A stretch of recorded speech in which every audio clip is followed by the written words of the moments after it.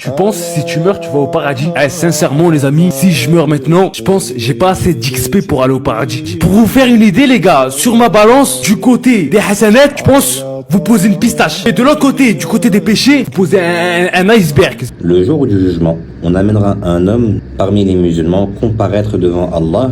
Et Allah Azzawajal lui présentera 99 registres devant lui sur lesquels sont inscrites ses mauvaises œuvres qui s'étendront à perte de vue. Allah Azzawajal demandera à cet homme: est-ce que tu nies ce que tu as fait, donc toutes ces mauvaises œuvres?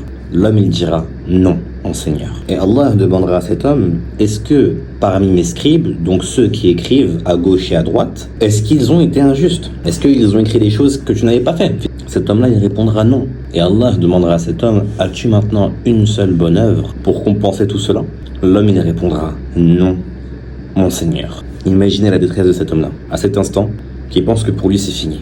Et Allah Azzawajal le rectifiera en disant: certes, tu as une bonne œuvre avec toi, et il ne te sera pas fait d'injustice. On lui ramènera alors inscrit sur une tablette cette parole que cet homme a prononcée: Ashhadu an la ilaha illallah wa ashhadu anna Muhammadan abduhu wa rasuluh. Cette parole-là sera placée d'un côté d'une balance par rapport aux 99 autres registres et elle pèsera plus lourd que toutes les mauvaises œuvres. Et il sera dit à cet homme-là: entre au paradis. La chose la plus importante pour le musulman, c'est at-tawhid. Celui qui fait beaucoup de bonnes œuvres, mais qui n'a pas de tawhid, le jour du jugement, ces œuvres-là ne valeront rien.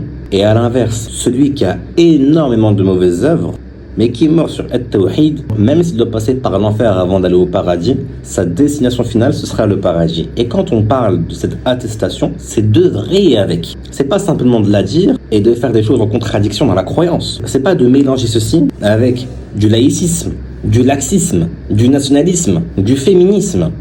Et là, je parle simplement des idéologies contemporaines. Donc on doit comprendre comment œuvrer avec cette croyance, se désavouer totalement de la mécréance des mécréants. Il y a beaucoup de gens qui ont du mal avec ça. Parce que quand on entend qu'en France, il y a des sondages que 53% des musulmans pensent que les lois de l'islam sont supérieures que les lois de la France, normalement c'est censé être 100% au cas où.